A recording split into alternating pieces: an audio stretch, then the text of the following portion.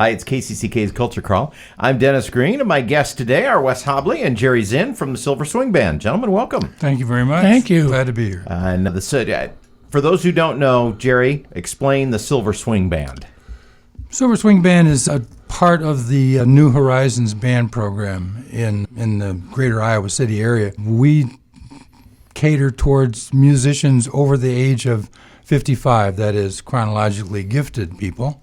I'm a little uncomfortable sometimes with the title of Silver Swing. It implies that it's just a geezer band that's going to play some warmed-over Glenn Miller tunes, and maybe it was that at one time, but I think we've progressed to a different area now, and we try to cover what is at least a fairly contemporary view of the big band.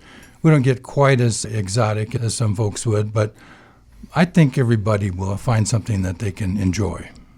And the concert, Wes, is coming up on April 20th at 7 o'clock at the Coralville Center for the Performing Arts. The director of the band is one of many University of Iowa students who've directed this band. Tell me about that relationship. Well, it's a learning experience for both the director and for the musicians. Adolfo Mendonca is our current conductor, and we have a wonderful relationship with the university in that not only the Silver Swing Band, but also the New Horizons Band and the ensembles of the New Horizons Band are led by graduate students or even undergraduate students from the university. So it's always been a kind of a reciprocal relationship. Adolfo this year comes to us from Brazil, so he's in a long line of Brazilian conductors we've had.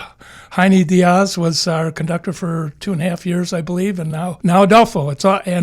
He brings Latin America or South America to us in terms of rhythm, in terms of some of the tunes we're going to actually play on this concert. Jerry, so tell me about that aspect, that having a musician of Brazilian heritage, talking to of course, you're a horn player, but talking to the rhythm section about how to play those samba beats correctly.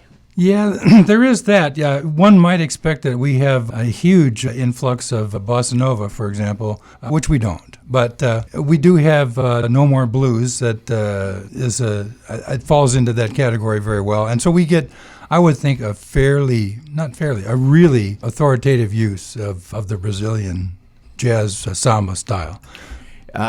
Anything he's told you that you didn't know? I just think he comes across with a feel that you might not get from somebody who isn't actually a part of that culture. Mm-hmm. And we've noticed the same thing that we had with Heine, that it's a different form. And it's still jazz, but somebody who was authentically involved with it earlier on in their career is an interesting aspect to have.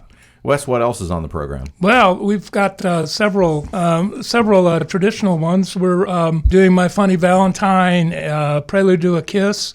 We're doing an arrangement of Laura that Adolfo has put together, and it is quite a challenging arrangement. Traditional ones, I Left My Heart in San Francisco. We're doing Satin Doll, Bye Bye Blackbird. And we've now settled, I don't know if we've settled on a signature tune for the group, but it's called Mudbug Strut. Mudbug it's a New Orleans-type jazz march, which actually features 7 or 8 of the musicians and solos in it. I remembered that from the last time I saw the band, and I thought, that's interesting. Yeah. They still do it. That must be a favorite. Yeah, the band likes it a lot. Yep, really do. So most of the people in the band have been playing these songs, maybe even these exact charts, throughout their career, probably. And tell me how you keep it fresh. We try to change up the literature fairly frequently. So Mudbug's really the only thing that's been a carryover, and if we look upon that as our own theme song and because of the sort of good time vibe that it exudes, it works pretty well in that category. The rest of the stuff, it's always something new. Although it should be said with people in our age category that every rehearsal involves sight reading. Every song is new, no matter how many times you played it. No matter how many times we played it, there's, that's new. How often do you rehearse? Once a week. It's a 90-minute rehearsal on Wednesday afternoons from 1:30 until 3. And is the band ever, do you have auditions periodically? What if somebody, who hasn't played before might be interested? How might that work? There are no auditions. We have contacted a few people who are not in the New Horizons concert band, but do fit the age category. People that we know, especially in the jazz trumpet chair and a couple of the other spots in the rhythm section. We have recruited a few people there, but the rest of it is basic out of the membership of the New Horizons band. And usually they've heard the band enough that they know what we're doing. If somebody is totally fresh, it might be a little bit more of a challenge, but I can think of a couple people who managed to figure it out even though they didn't have a whole lot of background. Yeah, tell me about the background. Now, I know you're both educators. What are the different experiences of people in the band? At least 4 or 5 retired band directors. That population comes and goes a little bit during the winter. There are some snowbirds in that category who leave us for a while to visit Texas and California and Arizona and Florida and places like that. But that's a pretty strong core to the band. Other than that, I think it's a fairly broad spectrum of different backgrounds that we would encounter. Yeah.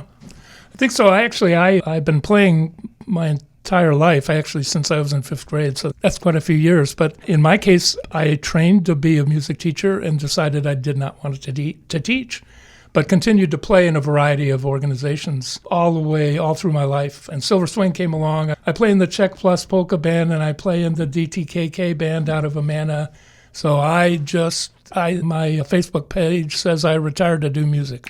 So, well, this is what we tell the student musicians that we work with here at the radio station, that our goal is not necessarily that you would become a professional musician and play on big stages in New York or LA, but that you are still playing when you're our age. Yep. Yeah. Exactly. It's the Silver Swing Band with their annual spring concert, Coralville Center for the Performing Arts, on April 20th. Is tickets available at the door? They are. Also on the phone and online. There's a slight difference in the price when you go online, just because they build in some electronic cost of some sort or another. It's a $7.50 at the door and on the phone, and $9.08, a rather curious number. $9.08 if you do it online. What is the band's website then, where you can buy tickets and stuff? It's actually the Coralville Center, so it would be coralvillearts.org. I believe that would be the place where people could go to find tickets.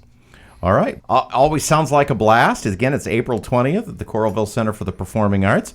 Thanks so much for being here with us. Thanks a lot for having us. us. Appreciate it. You can hear the Culture Crawl live on the radio many weekdays at 10:30, or download the podcast. Watch or listen on your own schedule at kcck.org/culture or your favorite podcast player. I'm Dennis Green, and I'll talk to you later.